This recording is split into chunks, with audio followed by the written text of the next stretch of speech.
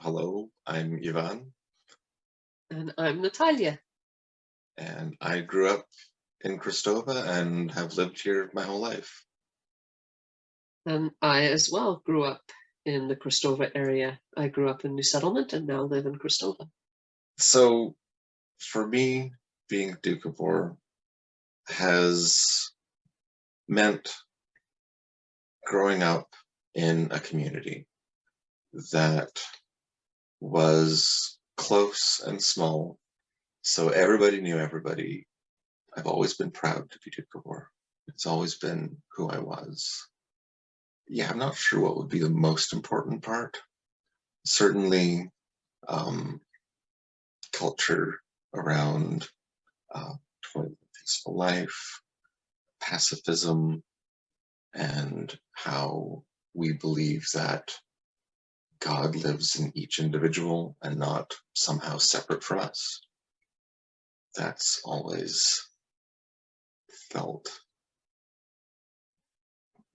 more true to my experience. Um, I think that toil in a peaceful life continues to be reflected in my adult life. We are very proud of our garden, of working to heat our home, of preserving our food. I think we're both grateful to have um, to live in an old Doukhobor homestead with A a Padval. garden and a Padval. Two Padvals. Two Padvals, one in the house, one outside. But I'd like to say that I've always identified as a Doukhobor. And I never thought that that was weird. I never thought that that was different because I grew up in a Doukhobor community. Everybody that lived around me was a Doukhobor. And we went to school, and 50% of the kids that we went to school with were Doukhobor. And it was just normal. And having a second language, like speaking Russian, right from early childhood, it was just normal. Everybody understood Russian. And then even now, sometimes you get people say, wait a minute, you just threw in a weird word.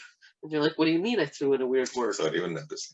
Yeah. Like we throw in a word like Padval or Vanya or whatever, just because those are the words, They are what they are. And even now our child, our daughter, just the other day, she says, Mom, we're having tikva for supper. What's the English word for tikva?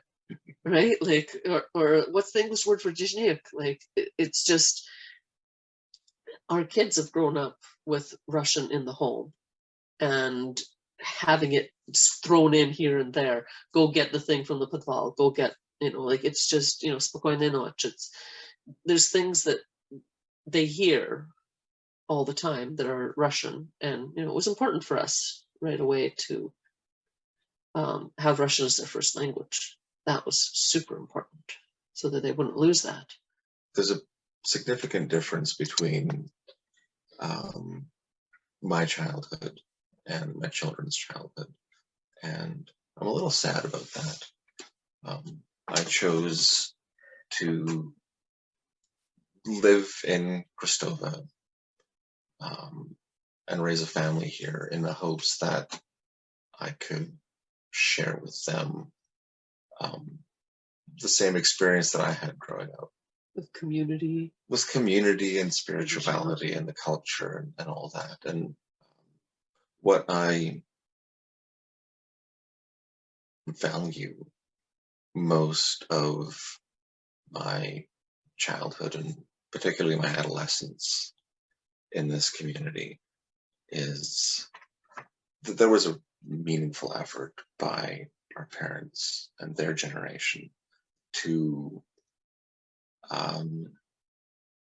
to do one even better than their parents, to really expand our experience and exploration of various belief systems. And I've mentioned before that I felt that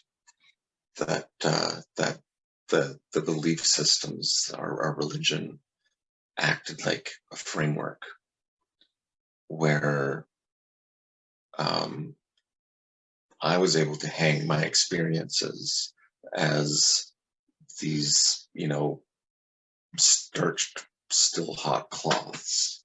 You've heard me say this before. And they took the shape of that framework.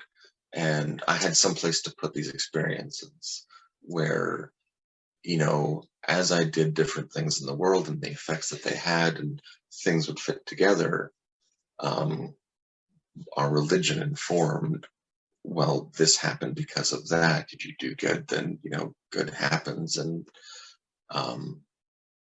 I think that without that framework, you end up with either just a heap that ends up solidifying in a mess, or you're left to find your own way. And I feel that that's one of the ways where we've actually let our kids down, is we haven't given them that strong framework that we had. They don't have as strong a framework as we did. The rest of that analogy is, once you reach adulthood, that framework may or may not remain. It's water soluble, it dissolves, but the experiences that I had remain. And because they're informed by my religious upbringing, they have that shape. And so a lot of those beliefs are my own. There are some aspects of that framework where I didn't have the experiences to reinforce that structure. And so I might call those into question, or they didn't really solidify into my own being in the same way. But I think that religion certainly, it did shape who I am. But it was also like when our parents were growing up, the Doukhobor belief system and understandings were different than what they taught us. When they were teaching us, and we were really lucky to have choir, Russian school, moralная школа, and we did all those things in Sunday school and everything else. So we were busy 4 or 5 days a week with Doukhobor things after school, right? 7 to 9. We were always everything was 7 to 9, but we were always busy. We were never like left to go. We didn't get to go and do other things because we were always busy with these things. But when they were teaching us about religion and Doukhobors and all that, like you said, it was more broad than what they were taught. It was an exploration. Another common theme of being a Doukhobor is activism. Yes. I have pictures of me holding a placard that says "Thou shalt not kill" for the Gulf War, and there's signs behind me that say the welfare of the world is not worth the life of one child. That is a Doukhobor belief. We come from activists. Well, I mean, it started with the burning of the arms, right? Like that's, and turning away from the church. Yeah. But the Doukhobor singing is like 5-part harmony. It's not just tenors and basses. It's verch, pula verch, original, pula bass, and bass, and that's for the women. And then you get the same for the men, and you get this with the different octaves and stuff, and you get this incredible singing, incredible harmony. And I wish we had shared that more with our kids, and we still can. Our one kid totally has the musical abilities. Yeah. And, that's important. I can see your tears. I can't. Because you miss it. And, you were part of the men's choir, too, after. And I was part of the women's choir. And that kind of thing is so important. But we both have beautiful singing voices. Yes, you do. You know all of the halasa. And I wish we can share that more with our kids. And, those songs also teach you a lot about Doukhoborism. Which ones do we sing for the kids in the car?